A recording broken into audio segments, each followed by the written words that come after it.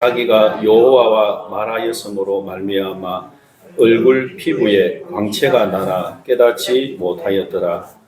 아론과 온 이스라엘 자손이 모세를 볼 때에 모세의 얼굴 피부에 광채가 남을 보고 그에게 가까이 하기를 부러워하더니 모세가 그들을 부르매 아론과 회중의 모든 어른이 모세에게로 오고 모세가 그들과 말하니 그 후에야 온 이스라엘 자손이 가까이 오는지라.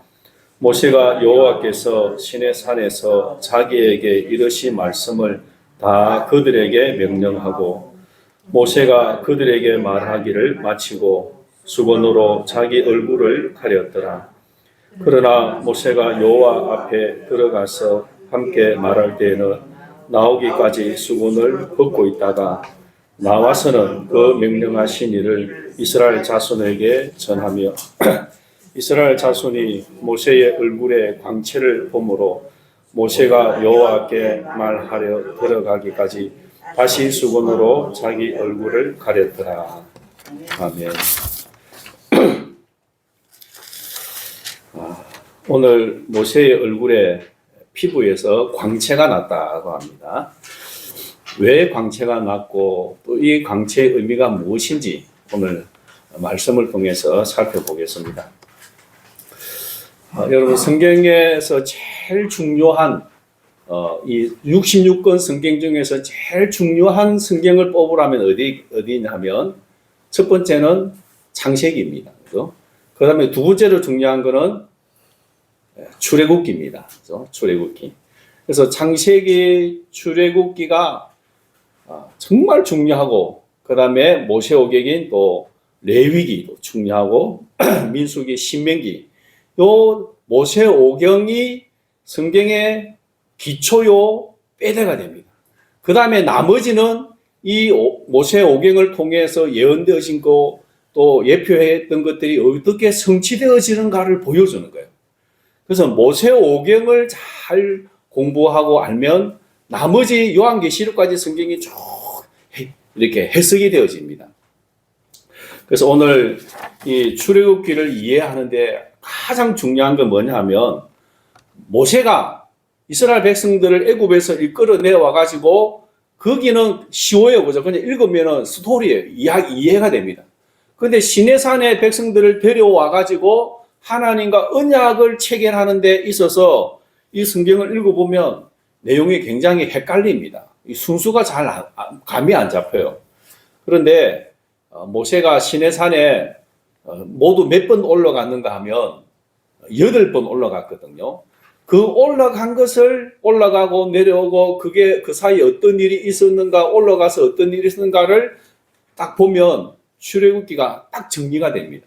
그 다음에 나머지는 출애굽기가 다 이렇게 이해가 되고 연결이 되어집니다. 그리고 이 모세가 8번 시내산에 올라간 것을 통해서 언약의 중보자가 어떤 역할을 하는가, 언약의 중보자가 얼마나 백성들을 위해서 자기 생명을 거는가를 통해서 미래에 오실 새 언약의 중보자 예수 그리스도의 모습까지도 보여주는 거예요.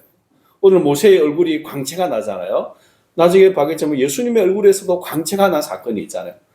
그렇게 연관되어지는데 주부에 보면 제가 자세히 적어놨습니다. 오늘은 예배 시간이니까 전체적인 말씀드리고 집에 가서 요 성경 구절을 일일이 한번 찾아보면서 예수님이 모세가 올라가고 내려오고 있었던 일들을 한번 성경을 한번 찾아보면서 읽어보시기 바랍니다.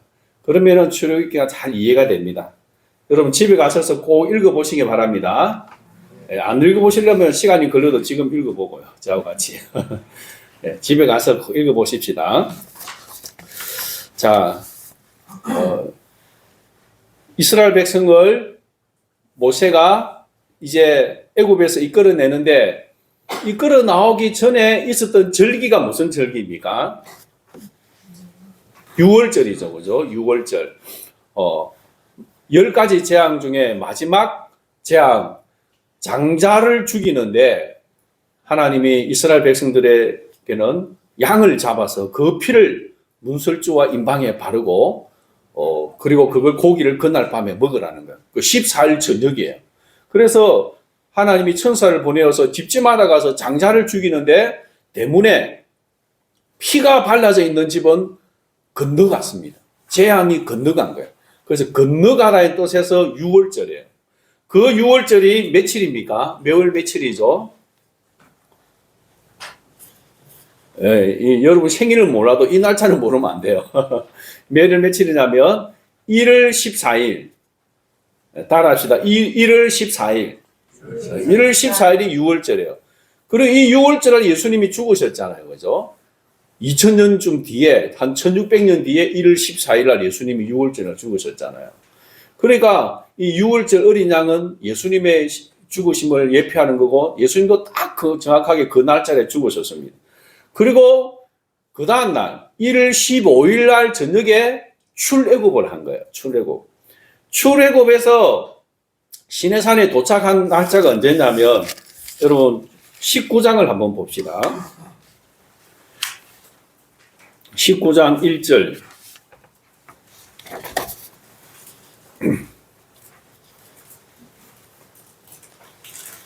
창세기 19장 1절. 같이 읽어봅시다. 이스라엘 자손이 애굽 땅을 떠난 지 3개월이 되던 날 그들이 시내 광야에 이르니라. 그리고 그들이 르비딤을 떠나 시내 광야에 이르러 그 광야에 장막을 치니 이스라엘이 거기 산 앞에 장막을 치니라. 그 산이 무슨 산이냐면 시내산, 호렙산, 그 앞에 장막을 친 거예요. 그래서 애굽을 떠난 지 몇 개월이 되던 날?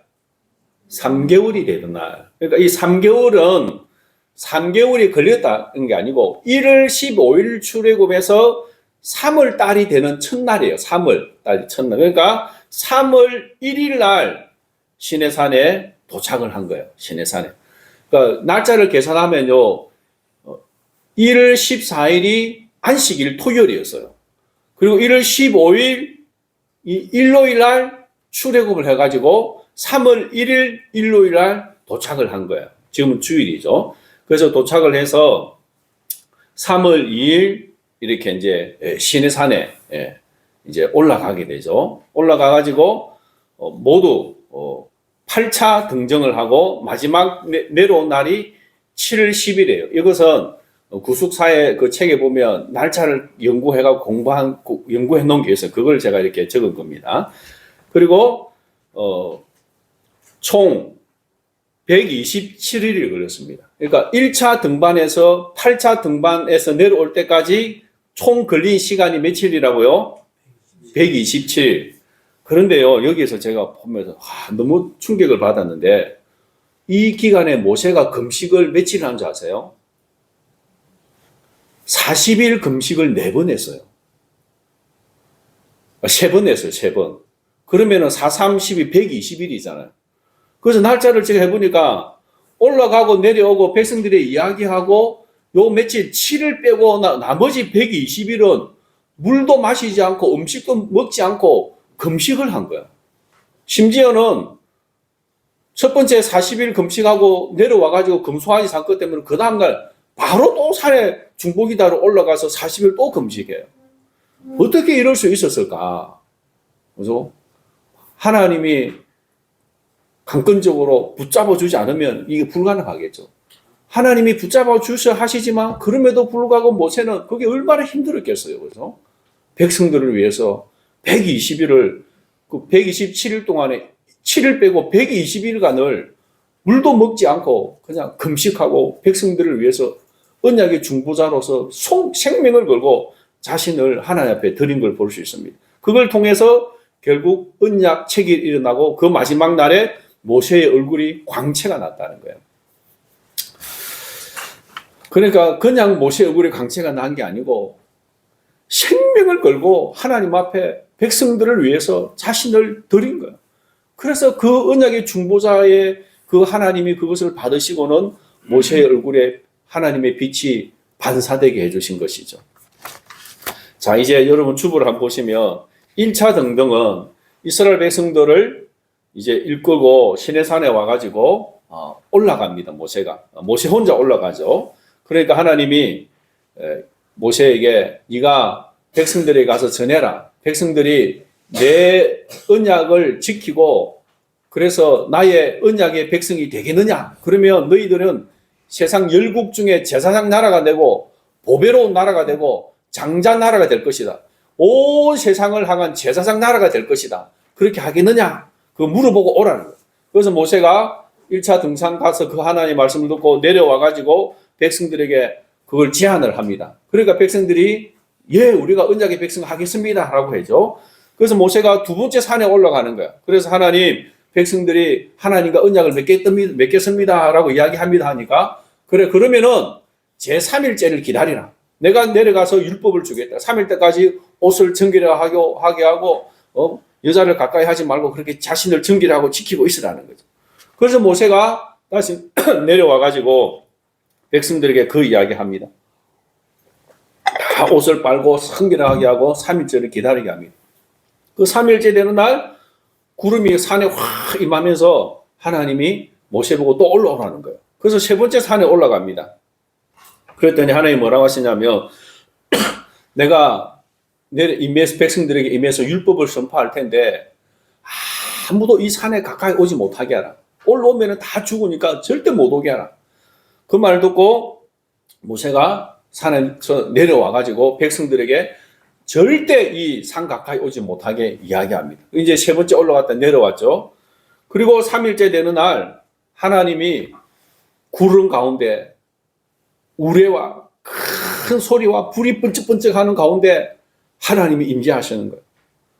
그 시내산에 땅이 진동하고 막 번개가 번쩍번쩍 치면서 하니까 백성들이 막 너무 무서워 두려워하고 어쩔 줄 모르는데 그때 하나님이 하늘에서 선포하신 말씀이 뭐냐면 10계명의 말씀입니다. 10계명. 출애굽기 20장 나오죠. 그죠? 20장에서 10계명이 나오잖아요. 이 말씀은 하나님이 백성들에게 직접 선포한 말씀이에요. 그러니까 백성들이 어떻게 하냐면 18절에 보면 그죠? 20장 18절에 보면 백성이 우레와 번개와 나팔 소리와 산의 연기를 본지라 그리를 볼 때 떨며 멀리 있어서 모세에게 이르되 당신이 우리에게 말씀하소서 우리가 들으리이다. 하나님이 우리에게 말씀하시지 말게 하소서 우리가 죽을까나이다. 하나님이 직접 하늘에서 말씀을 주니까 백성들이 막 너무 두려워서 도저히 못 듣겠다는 거예요. 그래서 모세 당신이 올라가서 하나님의 말씀 듣고 전달해 달라는 거예요. 그래서 모세가 직접 산에 올라갑니다. 그래서 21절에 보면 백성은 멀리 서 있고 모세는 하나님이 계신 흑암으로 가까이 가니라. 여러분 하나님이 임재하시는데 왜 흑암이 있고 왜 구름이 있을까요? 하나님이 임재하셨잖아요. 거기 왜 흑암이 있고 구름이 있을까요? 이 흑암과 구름은 하나님의 영광, 하나님을 직접 인간이 보지 못하게 가리는 거예요. 가리는 거. 예수님이 하늘로 승진하실 때 무엇 타고 올라가셨습니까? 구름 타고 올라가셨죠. 그건 이 구름이 뭐 소로공이 구름 타고 다니듯이 예수님이 구름 타고 다니는 그게 아니고 그 구름이 하늘로 승천하시는 그 예수님을 가려서 보지 않게 해주는 거예요. 보이죠? 하나님의 영광을 이제 막 이렇게 구름으로 막아요. 왜냐하면 인간이 하나님의 영광을 직접 보면 죽기 때문에. 그래서 하나님이 시내산에 임재하실 때도 이 구름과 흑암으로 백성들이 직접 하나님의 영광을 보지 못하게 하는 거예요. 그리고 모세가 시내산에 올라갔습니다. 그랬더니 하나님이 모세에게 그죠? 백성들의 말이 옳다. 내가 직접 말하면 백성들이 감당이 안 되니까 너가 대신 전달해라. 그리고 앞으로 너와 같은 선지자 하나를 더 세우겠다. 그분이 바로 언약의 중보자 예수님을 이때 약속하신 거예요. 그죠? 그리고 그때 가서 이제 주신 말씀이 바로 21장, 그죠? 22장, 23장 이런 내용이에요. 23장까지 내용이에요. 이거는 이제 도덕법에 관한 것들, 여러 가지 규례에 관한 것들이 하나님이 모세에게 직접 전달하고 모세는 그 말씀을 들어서 시내산에서 내려오는 거예요. 그리고 백성들에게 이제 이야기를 합니다. 그래서 이제 네 번째로 올라갔다가 내려와서 백성들에게 그 율법을 가르치고 그리고 모세가 그 율법을 종이에 기록을 합니다. 그리고 백성들에게 말씀을 하니까 백성들이 24장 3절 한번 보세요. 출애굽기 24장 3절에 보니까 백성들이 어떻게 합니까? 24장 3절 같이 한번 읽어봅시다. 모세가 와서 여호와의 모든 말씀과 그의 모든 율례를 백성에게 전하매 그들이 한 소리로 응답하여 이르되 여호와께서 말씀하신 모든 것을 우리가 준행하리이다. 우리가 다 준행하겠습니다. 언약을 이제 우리가 지키겠다는 거예요. 그러고 나면 뭐 하겠습니까?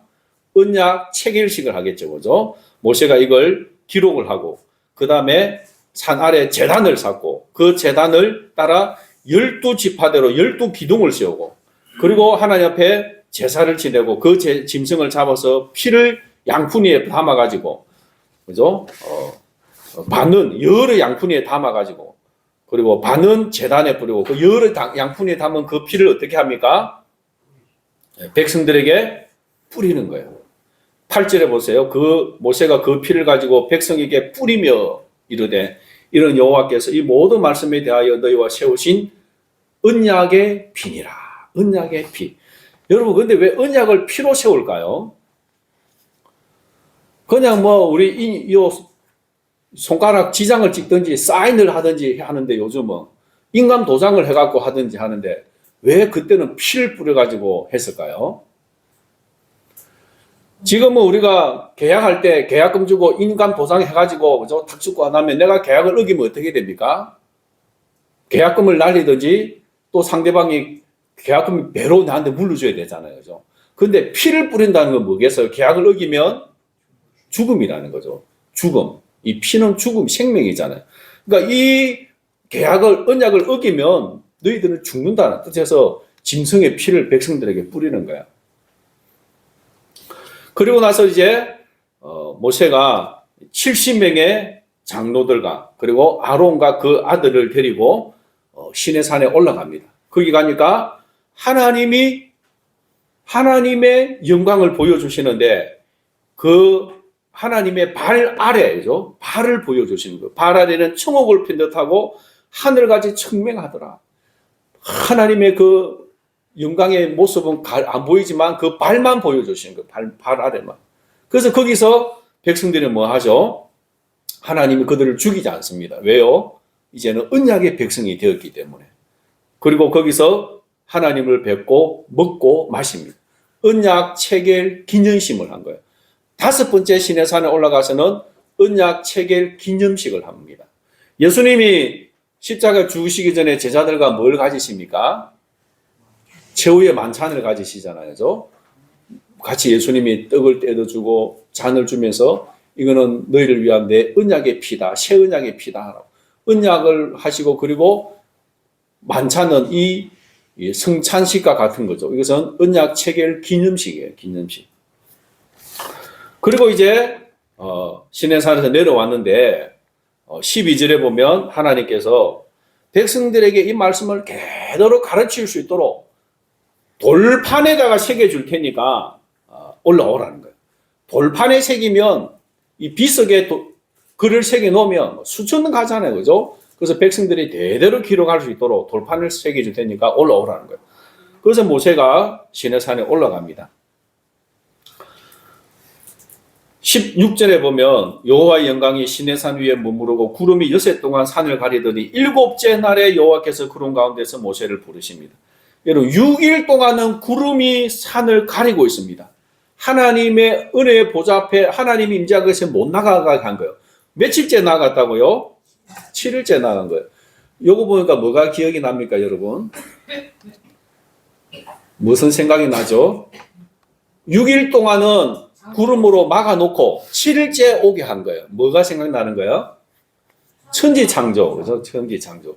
하나님이 6일 동안 천지를 창조하시고 7일째 안식하던데 어디에 와서 안식했습니까? 에덴 동산에 오셔서 예배를 받으시잖아요. 연합을 이루시잖아요. 바로 이제 7일째 이스라엘 그 모세를 비로소 받아들이고 연합을 이루는 거예요. 연합. 이 주의를 지키는 거, 예배하는 거죠. 그리고 하나님이 거기서 말씀을 주는데 거기서 며칠 있었다고요? 18절에 보니까 구름 속으로 들어가서 산 위에 올랐으며 모세가 40일 40야를 산에 있었대요. 40일 40야를 산에 있었대요. 이때 아무것도 먹지 않고 있습니다. 먹지 않고. 신명기 9장 9절에 보면 아무것도 먹지 않았다고 기록하고 있습니다. 그리고 이때 하나님이 주신 말씀이 뭐냐 하면 25절부터 보세요. 25장에 뭐가 나옵니까? 성소를 지을 예물. 그리고 그 뒤로 넘겨보세요. 26장은 뭡니까? 성막. 27장은 제단. 28장은 제사장의 옷. 29장은 제사장의 직분 위임. 그 다음에 30장은 분향할 제단. 그죠? 그 다음에 그런 여러 기구들, 31줄에도 해막의 기구를 만들고. 이건 뭐예요? 성막을 만드는 거잖아요. 성막은 누구의 집입니까? 하나님의 집이죠. 하나님과 백성이, 자리 안내해 주세요. 하나님과 백성이 만나는 집, 신혼방인 거예요, 신혼방. 자, 언약을 체결했잖아요, 그죠? 언약을 체결하면, 이거는 결혼 언약이잖아요, 결혼 언약. 그래서, 결혼하고 나면은 신혼방이 필요한 것처럼, 신랑과 신부가 만나는 은밀한 장소가 필요한 것처럼, 하나님과 백성들이 만나는 은밀한 장소, 바로 성막에 대해서 말씀해 주시는 거죠. 그것을 상징적으로 보여줬잖아요, 그죠? 6일 동안 구름으로 가리고 못 오게 하다가 7일째, 7일 날이 안식일 날, 하나님과 만나는 예배하는 연합의 장소, 그걸 보여준 것처럼 바로 이 성막을 바로 보여준 거예요. 이 성막에서 하나님과 만남의 장소가 있는 거죠. 창세기에서는 에덴 동산이 성전이었고 하나님과 아담과 하와가 만나는 장소였다면, 이제는 이 성막이 하나님이 임재하시고 백성들을 만나는, 예배를 받으시는, 연합하는 장소라는 것입니다. 이것이 6번째 등정했을 때 있었던 일입니다. 그리고 하나님이 십계명을, 돌판을 직접 깎아서 거기에 새겨서 주시잖아요. 그런데 땅에서는 무슨 일이 일어납니까? 산 아래에서는. 네. 이거 산은 보니까 불이 붙어가지고 막 부글글거리고 천둥 번개가 치는데, 모세는 그 구름 속으로 들어가는데 40일이 돼도 내려오지도 않고, 저 틀림없이 모세는 죽었다는 거예요. 그래서 우리를 인도할 신을 만들자. 전부 다 이 출애굽할 때 애굽 사람한테 각종 보물을 받아왔잖아요. 그 장식구를 만들어가지고 아론에게 주니까 아론은 그걸 녹여가지고 금송아지를 만들었습니다. 송아지가 바로 애굽에 있는 신으로 섬기던 그 소예요, 소. 그걸 만들었는 거예요. 그러니까 하나님이 화가 나가지고 백성들 다 죽여버리고, 모세 너를 통해서 민족을 이루어서 가나안 땅에 들어가게 하겠다니까, 모세가 거기서 무슨 영문인지도 모르고, 아이고 하나님 그걸 죽이시면 지금까지 이끌어 오신 거 어떻게 되겠습니까? 세상 사람들은 하나님이 능력이 없어서 죽였다고 할 겁니다. 그러고는 십계명의 두 돌판을 들고 내려오는 거예요. 내려오보니까 어떤 일이 있습니까? 백성들이 금송아지 주변에서 춤추고 뛰놀면서 제사를 지내고 음행을 행하는 거예요. 그래서 모세가 얼마나 화가 났던지 어떻게 하죠? 예, 그 하나님이 새겨주신 그 두 돌판을, 십계명을 산 아래로 던져버려요. 그 산 중턱에 다 안 내려오고 약간 위에서 반 것 같아요. 위에서 밑에서 보니까 난리 그냥 구설하고 있으니까 열받아가지고 그냥 던져버린 거예요. 그러니까 그 돌판이 뭐 쭉 산 아래로 떨어지니까 그냥 막 박살이 나버린 거죠. 여기서 우리가 의문이 많이 듭니다. 어떻게 하나님이 직접 다듬어서 새겨주신 그 십계명 돌판을 모세가 화가 난다고 그걸 던져서 깨버릴 수 있느냐는 거죠. 이거 왜 그랬을까요?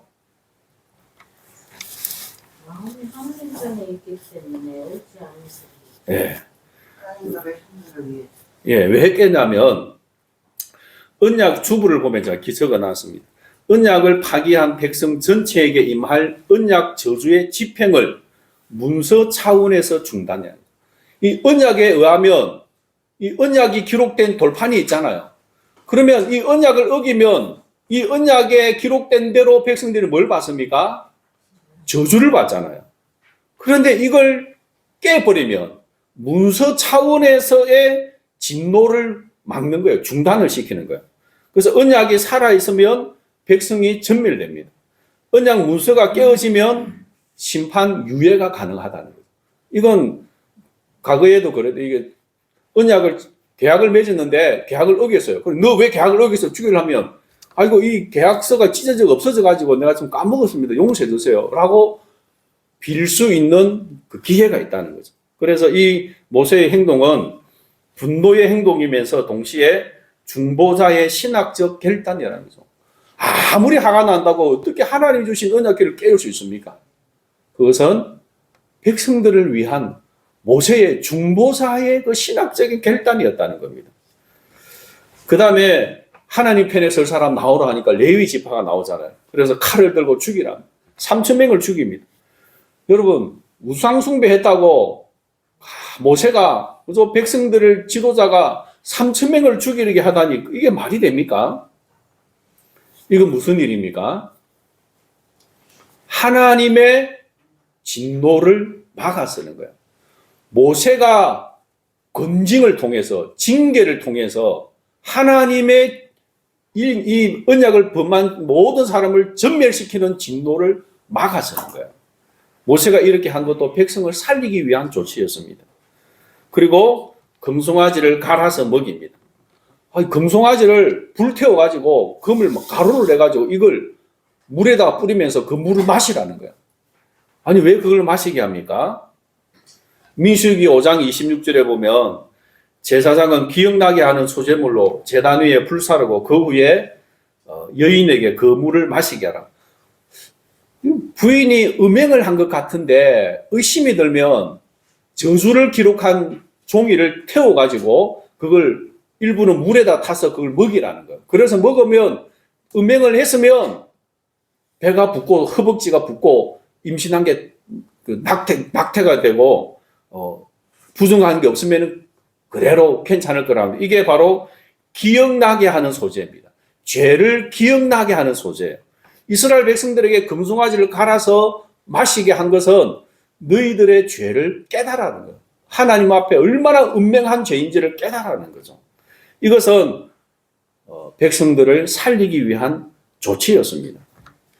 그리고는 지금 40일 금식 기도하고 40일을 밥도 물도 마시지 않고 아무것도 안 먹고 언약의 돌판을 받고 산에서 내려왔잖아요. 얼마나 힘들겠어요. 그런데 백성들이 이 모습을 보고는 분노가 나고 그걸 깨뜨리고는 그리고는 바로 또 산으로 올라갑니다. 지금 하나님 백성들 죽이게 생겼으니까 얼마나 힘들겠어요, 몸이. 그런데 또 산으로 발로 7번째 등정을 하는 거예요.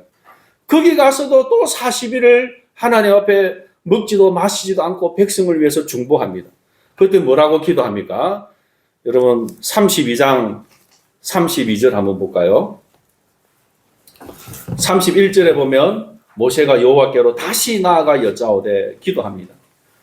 이 백성이 자기들을 위하여 금신을 만들어 사오니 큰 죄를 범하였나이다. 32절 같이 읽어봅시다. 그러나 이제 그들의 죄를 사하시옵소서. 그렇지 아니하시오면 원하건대 주께서 기록하신 책에서 내 이름을 지워버려 주옵소서. 백성들을 용서해 주십시오. 그렇지 아니하시거든 주께서 기록하신 책에서 내 이름을 지워버려 주십시오.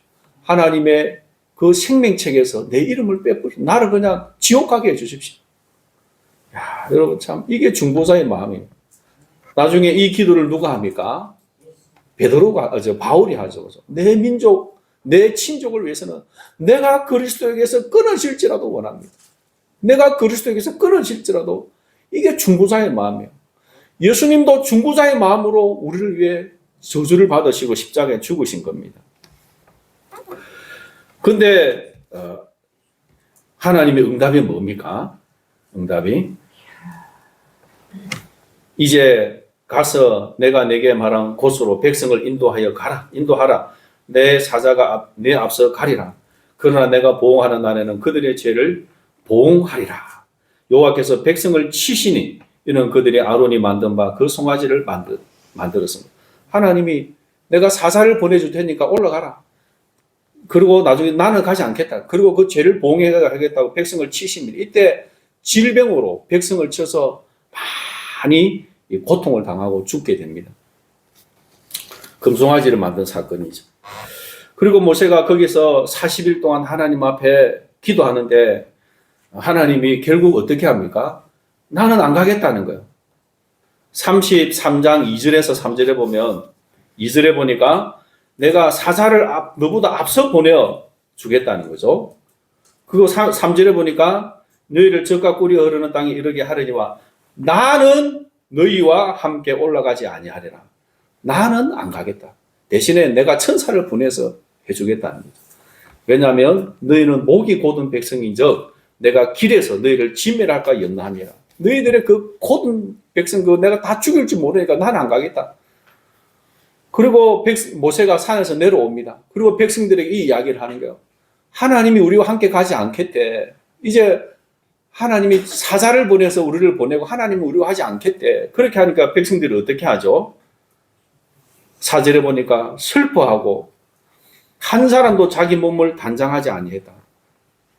이 단장이 뭡니까? 금으로 이렇게 보석으로 꾸미는 거죠. 그걸 안 했다. 왜냐하면 이거 가지고 금송아지 만들었으니까 하나님이 이거 볼 때 막 우리를 죽일 수 있으니까 그걸 다 그때 거기서 장신구를 다 떼냈습니다. 떼내가지고 땅에 묻어버려요.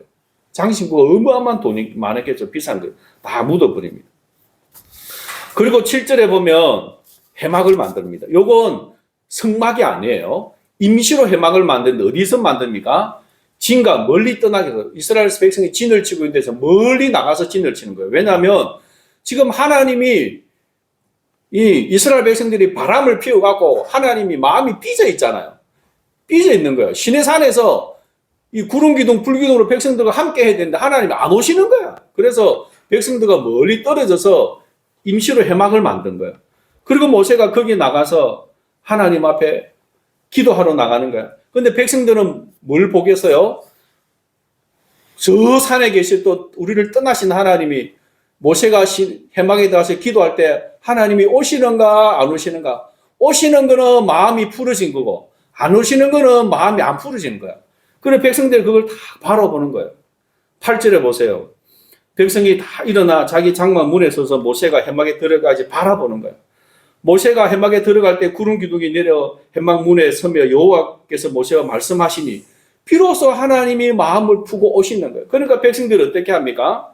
너무 고마워서 모든 백성이 해막 문에 구름 기둥이 서 있는 것을 보고 다 일어나 각기 장막 문에 서서 예배한 거예요. 하나님, 우리가 금송아지를 만들고 언약을 파기하고 운명을 했는데 모세가 40일 금식 기도하고 그래도 안 풀어졌다가 또 내려와가지고 해막을 만들고 하나님께 또 간구하니 하나님이 이제 마음을 푸시고 찾아오 주시기 때문에 너무나 감사해서 예배를 드리는 거예요. 그리고 11절에 보면 사람이 친구와 이야기한 같이 모세와 대면해서 이야기했다. 모세가 그만큼 하나님과 이스라엘 백성들 사이를 한목시키려고 하니까 하나님도 모세를 친구같이 대해준 거예요. 그리고 눈의 아들 젊은 수종자 여호수아는 해막을 떠나지 않았다. 여호수아는 하나님 은혜 너무 고마워서 이렇게 배반한 우리를 다시 찾아오신 하나님 은혜 너무 고마워서 떠나지 않고 지키고 있었다는 거예요. 그때 하나님 뭐라고 합니까? 모세가 기도하죠, 그죠? 하나님 내게 은총을 주셨으면 함께 해달라고 기도하니까 함께 같이 가겠다고 비로소 말씀을 주시는. 그래서 12절을 제목을 보면 여호와께서 친히 가리라 하시라 라고 되어 있죠. 친히 가리라. 13절 우리 한번 읽어봅시다. 33장 13절 시작. 내가 참으로 주의 목전에 은총을 입어 사오면 원하건대 주의 길을 내게 보이사 내게 주를 알리시고 나로 주의 목전에 은총을 입게 하시며 이 족속을 주의 백성으로 여기소서. 내가 주의 목전에 은혜를 입었으면 주의 길을 내게 보이시고 내게 주를 알리시고 나로 주의 목전에 은총을 입게 하시며 이 백성을 이 족속을 주의 백성으로 삼으소서. 이게 뭐예요? 이게 무슨 기도입니까? 하나님이 나에게 은총을 주셨다면 하나님이 나에게 은혜를 주셔서 내가 하나님 앞에 설 수 있게 됐다면 하나님의 그 은혜를 내가 받아서 이 백성들을 주의 백성으로 삼으시옵소서. 이 백성을 회복시켜 주십시오. 그 기도하고 있는 거예요. 그러니까 14절 읽읍시다. 여호와께서 이르시되 내가 친히 가리라. 내가 너를 쉬게 하리라. 내가 친히 가겠다. 비로소 하나님 마음 푸시고 이제 백성들과 함께 가겠다. 그리고 모세 너가 너무 힘들지 않도록 내가 너를 좀 쉬게 해주겠다는 거예요. 모세가 얼마나 마음이 힘들었습니까? 그죠? 중보자로서 하예를 취해야 되는데 백성들은 은명을 저지르고 하나님은 마음이 삐져가 있고 그 사이에서 모세가 막 목숨을 걸고 기도한 거예요. 그래서 하나님이 내가 너를 쉬게 해주겠다. 내가 친히 가겠다는. 그리고 하나님이 자신의 영광을 보여주시죠. 그리고 하나님 뭐라고 하십니까? 34장 1절에 보면 여호와께서 모세에게 이르시되 너는 돌판 둘을 처음 것과 같이 다듬어 만들어라. 내가 깨뜨린 처음 판에 있던 말을 내가 그 판에 쓰리니 아침까지 준비하고 아침에 시내산에 올라와 산꼭대기에 내게 여덟 번째 산에 올라오라는 거예요. 이제는 네가 돌판을 직접 깎아서 내일 아침까지 만들어서 올라오라는 거예요. 그리고 아무도 오지 마라. 네 혼자 오라는 거예요. 3절에 보니까 아무도 너와 함께 오르지 말며 온 산에 아무도 나타나지 못하게 하고 양과 소도 산 앞에 먹지 못하게 하라. 산 앞에서 짐승도 풀 못 뜯어먹게 하라. 그동안은 여호수아도 늘 같이 가는데 여호수아도 올라오지 말고 딱 너만 올라오라. 이건 누구는 언약의 중보자는 누구라는 거죠? 모세 너 하나밖에 없어. 너만 중보자가 되는 거야. 너 이외에는 중보자가 안 돼. 아무도 못 오게 하는 거죠. 그리고 모세가 산에 올라갑니다. 거기에 올라가서도 40일 동안을 먹지도 마시지 않고 또 거기서 하나님 앞에 엎드려 있는 거예요. 이때 하나님이 선포하신 말씀이 뭐냐면 6절에부터 나오죠. 여호와께서 그의 앞으로 지나시며 선포하시되 여호와라 여호와라 자비롭고 은혜롭고 노하기를 더디하며 인자와 진실이 많은 하나님이라. 인자를 천대까지 베풀며 악과 가실과 죄를 용서하리라. 그러나 벌을 면제하지는 아니하고 아버지의 악행을 자손 3, 4대까지 보응하리라. 여호와는 인자를 베풀어서 천대까지 은혜를 베푸는데 악과 가실을 용서해 주겠다는 거죠. 누구 안에서? 모세 너 안에서 백성들을 용서해 주겠다. 그러나 반드시 그 벌은 면제하지 않겠다. 죄는 용서해 주지만 벌은 준다는 거죠. 그리고 모세가 땅에 엎드리고 다시 한 번 더 회개합니다. 목이 뻣뻣한 백성입니다. 우리 아까 죄를 사하시고 우리를 주의 기업으로 삼아옵소서. 우리를 하나님의 백성으로 삼아 주십시오.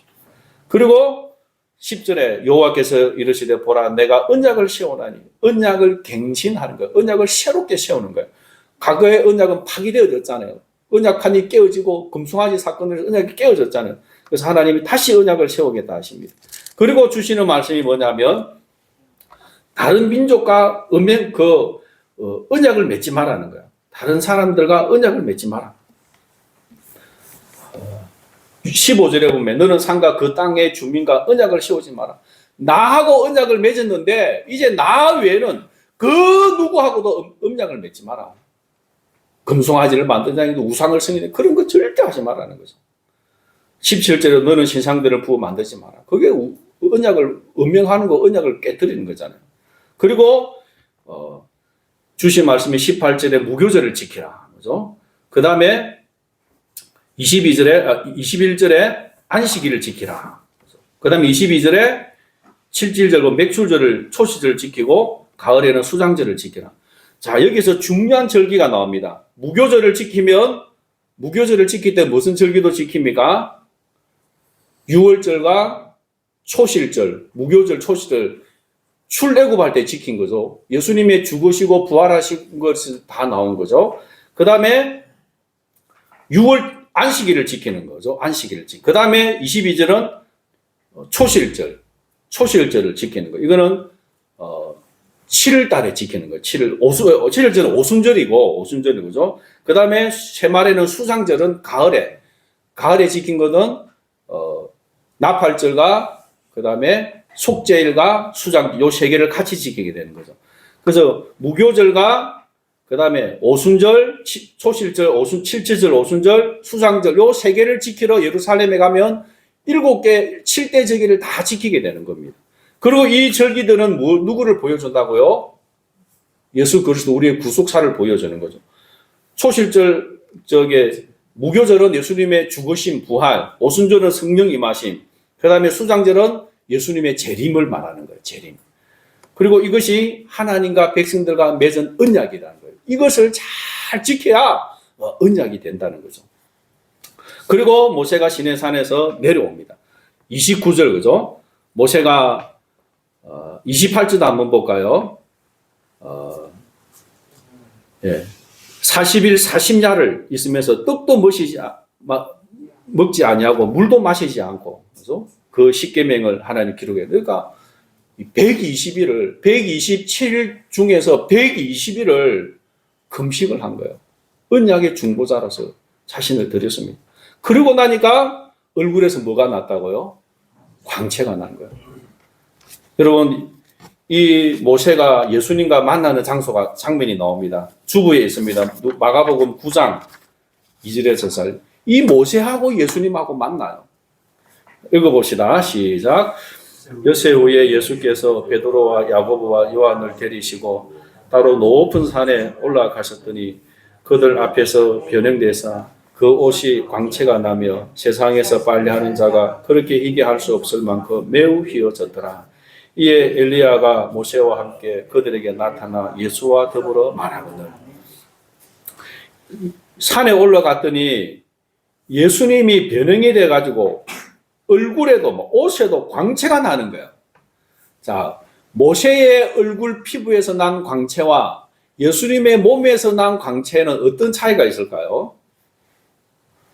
모세는 하나님의 영광을 받아서 그 영광으로 반사가 된 거고, 예수님 자신의 변형, 자신의 진짜 그 모습, 영광스러운 모습이 변형돼서 스스로 빛이 난 거야. 스스로 빛이 난 거야.